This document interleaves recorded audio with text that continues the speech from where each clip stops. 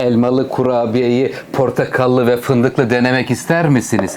Enfes bir kokusu ve tadı var. Üzerine pudra şekerini sevgiyle eliyorum.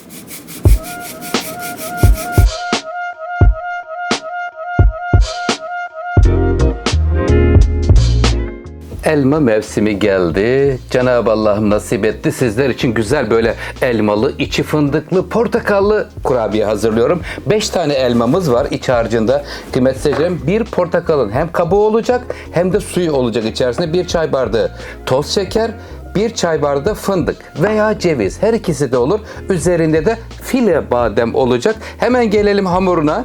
Bir iç harç, bir de hamur bölümü. Bu badem üzerinde 4,5 su bardağı unumuz var. 2 yemek kaşığı yoğurt, 2 yemek kaşığı mısır nişastası, yarım çay bardağı sıvı yağ, 1 parmak eksik bir su bardağından pudra şekeri. İstiyorsanız şekerli olsun dersen 1 bardak koyabilirsiniz. 150 gram tereyağı, 1 yumurta, 1 paket vanilya, 1 paket kabartma tozu ve 2 çorba kaşığı içerisinde sirke var. Şimdi burası hamur bölümünden önce iç harç bölümüyle devam ediyoruz. Öncelikle elmaları soyuyoruz ve rendeliyor, ocakta pişiriyoruz kıymetli seyircilerim. Lütfen takipte kalın. Portakallı, fındıklı, elmalı kurabiye tarifi Oktay Usta'dan geliyor.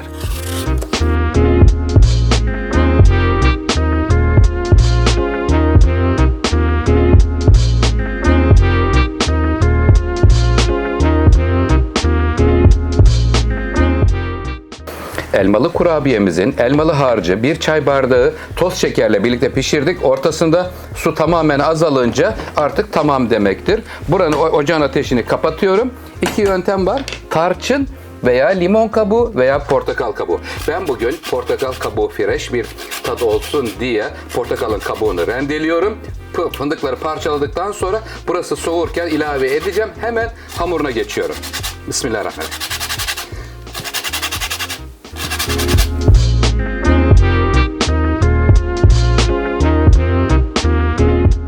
Elmalı kurabiyemizde sıralamamızda elmalı harç hazır. Şimdi geldik iç harcına, yani hamurunu hazırlıyoruz. Ne kadar unumuz var? 4,5 su bardağı un var. 200 mililitre bardak ile.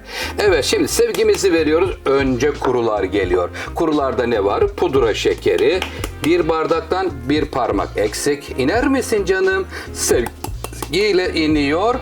2 yemek kaşığı mısır nişastası. Buğday da olur Allah'ın izniyle. Hemen kurularla devam ediyoruz. 1 paket kabartma tozu, 1 paket vanilya.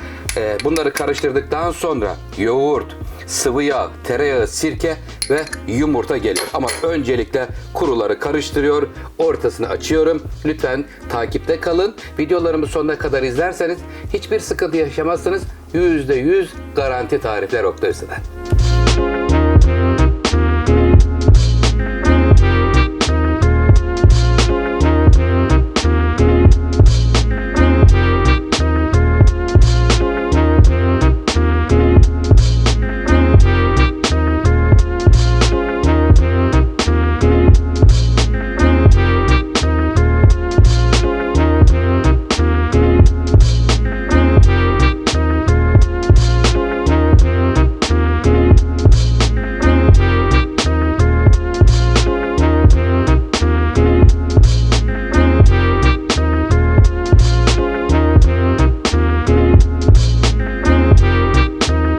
Kıymetli seyircilerim, bayağı da bir bereketli oldu. Toplamda 39 tane çıktı. Şimdi şeklini nasıl verdiğimi sizlerle paylaşıyorum.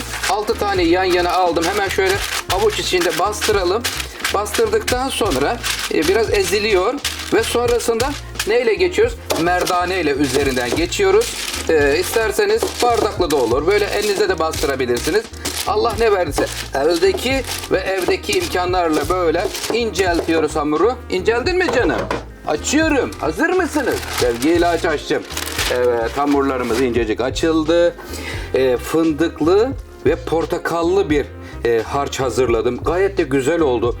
Mutfağımız böyle fresh bir portakal kokusu sarmış bulunuyor kıymetli seyircilerim. Hemen şöyle koy harcını, istediğiniz kadar koyabilirsiniz. Az ya da çok, bol harçlı olsun, böyle doyasıya bir elmalı kurabiye. Deli fındıklı ve portakallı. Şöyle harcını koyduktan sonra spatula yardımıyla yarım ay şeklinde kapatıyoruz. Kapat Ayşem. Kapandı mı? Kapandıktan sonra hemen şöyle alıyorum. Şurada bademleri döktüm. Bademlerin üstüne getiriyorum.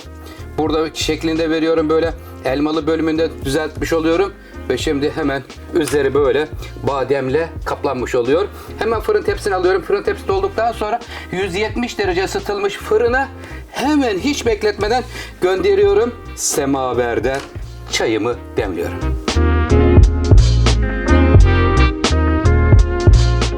Elmalı kurabiyelerimiz fırına gitmeye hazır. Alt üst ayarda 170 derece. Bakalım kaç dakika pişecek fırında? Lütfen takipte kalın kıymetli seyircilerim. Fırından çıktıktan sonra süreyi sizlerle paylaşacağım. 2 milyona çok az kaldı. Sizlerden ricam kanalıma abone olursanız çok mutlu olurum. Sizleri çok seviyorum.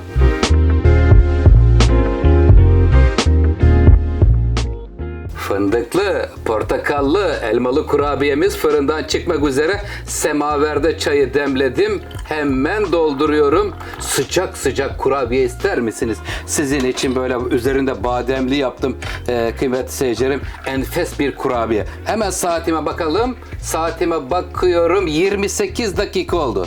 28 dakikada efendim kıymetli seyircilerim, misler gibi kokan elmalı kurabiye fırından geliyor. Gelir misin canım? Gel bakalım. Sevgiyle geliyor. Aman yarabbim, şu güzelliğe bakın.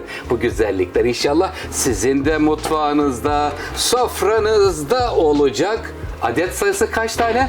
39 tane. Biraz daha küçük keserseniz 40 tane çıkartabilirsiniz. Evet, Oktay Usta sizler için tarifler hazırlamaya devam edecek. Nasıl buldunuz? Beğendiniz mi? Yorumlarınızı ve beğenilerinizi bekliyorum. Buyurun sofraya. Üzerine pudra şekeri de eliyorum. Lütfen takipte kalın. Hoşça kalın efendim.